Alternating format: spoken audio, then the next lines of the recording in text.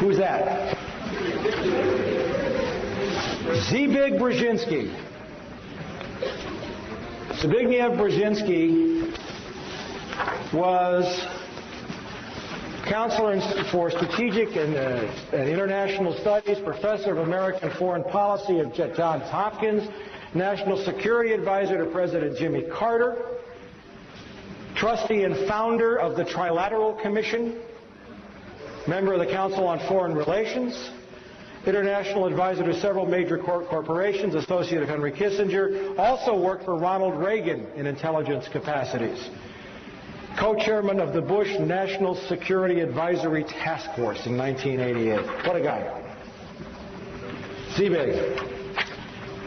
Now, if you want to get really, really, really, really angry, go buy this book. It's called The Grand Chessboard. American Primacy and its Geostrategic Objectives. Written by Zbigniew Brzezinski in 1997. I'm going to read you some quotes from that book.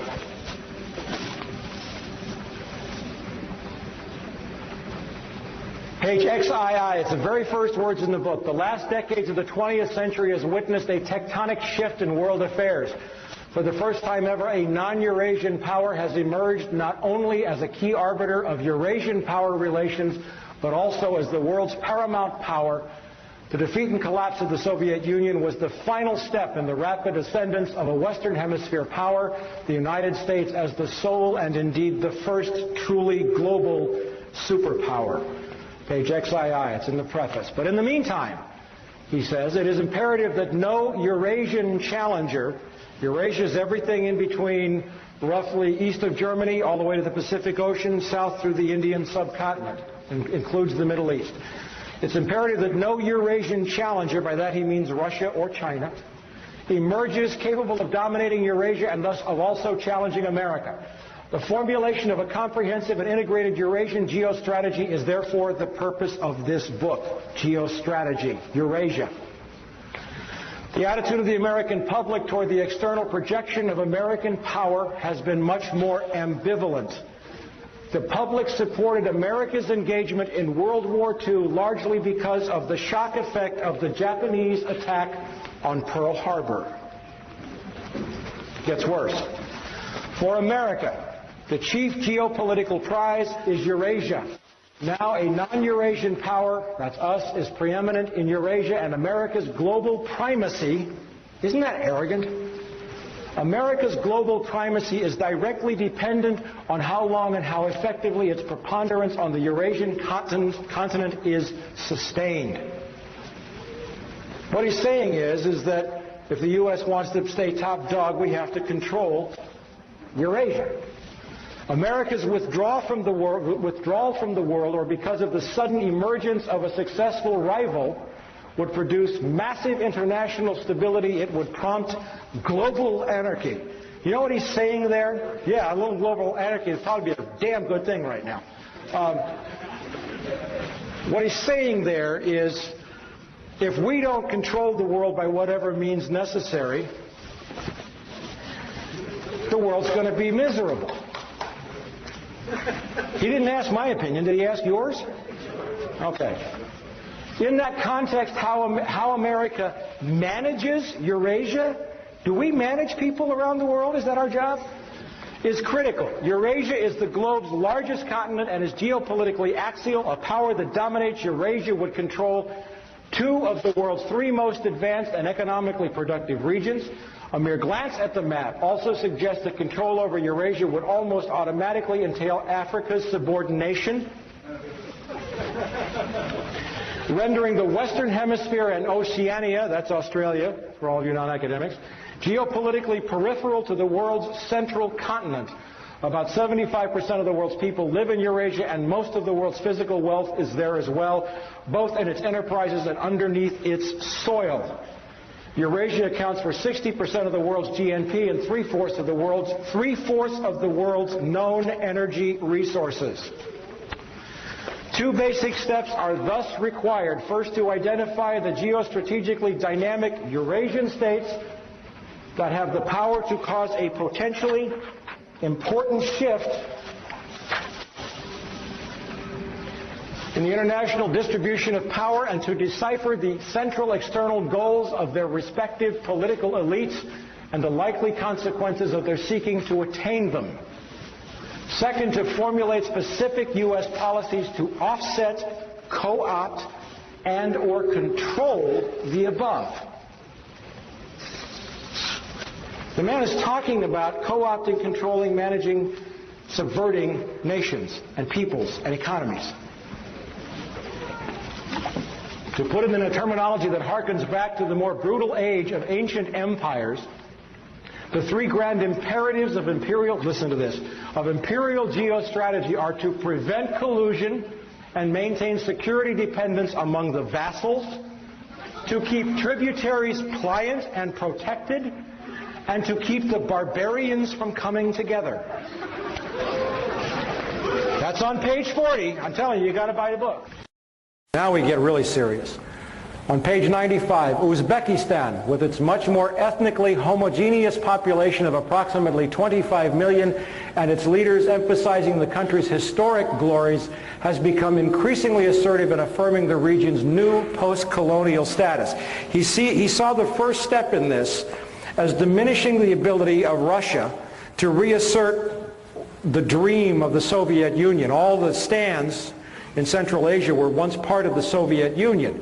The borders were drawn arbitrarily by Lenin and Stalin. And he saw one of the most important steps was to prevent Russia from asserting any control in the region, which we did. You know how we did it? Over the last decade, thanks to Goldman Sachs, the Harvard Endowment, the U.S. Treasury and the Federal Reserve, the World Bank, we looted $300 billion out of the Russian economy. $300 billion. I was there. The Russian population was, what, 64 million at the fall of the Soviet Union. The population of Russia is today 145 million. In another 10 years, it will be 130 million. The average life expectancy of a male in Russia has dropped to 48 years. Thanks to the economic devastation, the ruin we visited on their economy, it was a deliberate plan to weaken Russia so that it couldn't challenge our move into Eurasia a decade later. It helps if you see this on the map. Okay, Russia, Kazakhstan, Kyrgyzstan, Tajikistan, Uzbekistan, Turkmenistan, Iran, Afghanistan, Pakistan, India, and China. Now the proposed oil route is from here to here, 1,500 miles. China can't build it because it's 5,000 miles and they don't have the technology to build it. We do, thanks to a company named Halliburton, which was chaired with the CEO was Dick Cheney, right? Okay, they're probably going to build the pipeline. Okay, so now that you see this relationship, what he's saying is you build a block starting with Islamic fundamentalism, which we've supported and created, to keep Russia from moving south to reassert control, but then you build up these countries so that they're so powerful, and with a weakened Russia, Russia can't make a move to control, and all the oil reserves are right in here. Okay? And we have effectively made China dependent upon our technology because they need the oil desperately. Now, Uzbekistan, nationally the most vital and the most populous of the Central Asian states, represents the major obstacle to any renewed Russian control over the region. Its dependence is critical to the survival of other Central Asian states and is the least vulnerable to Russian pressures. Where was the first place that President Bush announced we were sending troops after the attacks on September 11th? We were already there. We'd been training Uzbeki troops for more than 5 years. Referring to an area he calls the Eurasian Balkans and a 1997 map in which he circled the exact location. Now remember, this is a book written 4 years ago.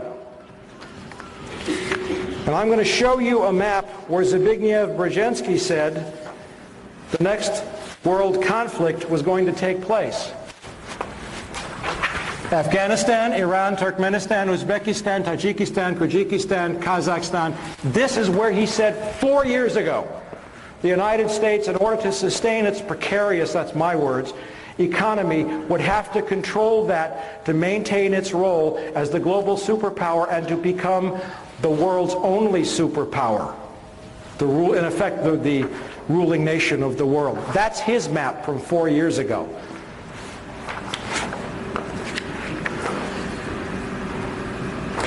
Referring to an area he calls the Eurasian Balkans, and a 97 map in which he circled the exact location of the current conflict, describing it as the central region of pending conflict for world dominance, Brzezinski writes, moreover, that the Central Asian republics, are of importance from the standpoint of security and historical ambitions to at least 3 of their most immediate and more powerful neighbors, namely Russia, Turkey, and Iran, with China also signaling an increasing geopolitical interest in the region.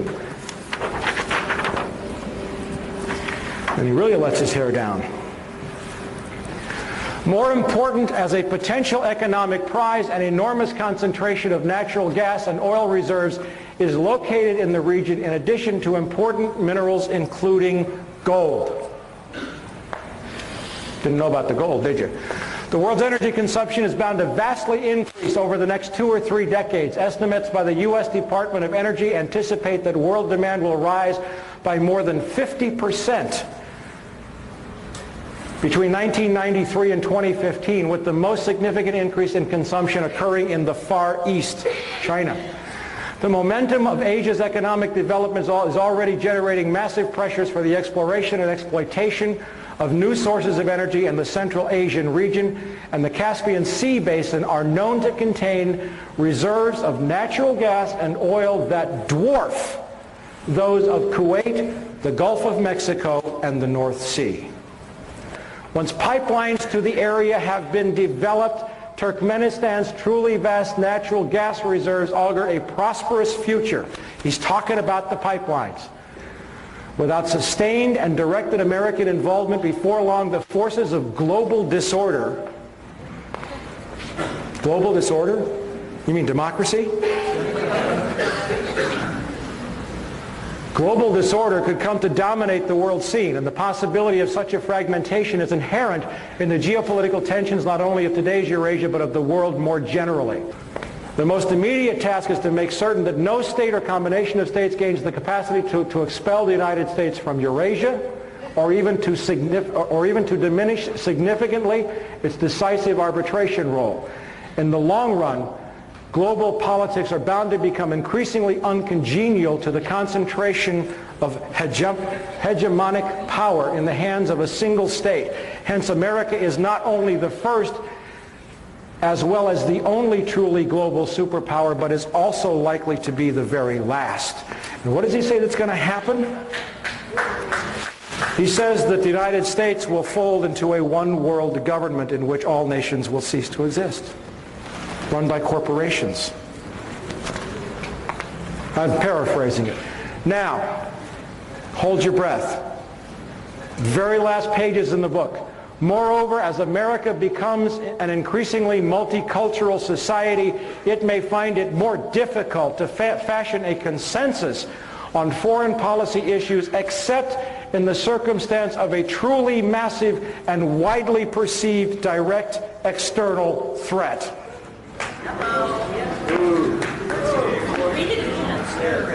Read it again, she said. Maybe I should read this with a German accent. Wait a minute. Moreover, as America becomes an increasingly multicultural society, it may find it more difficult to fashion a consensus on foreign policy issues, except in the circumstance of a truly massive and widely perceived direct external threat.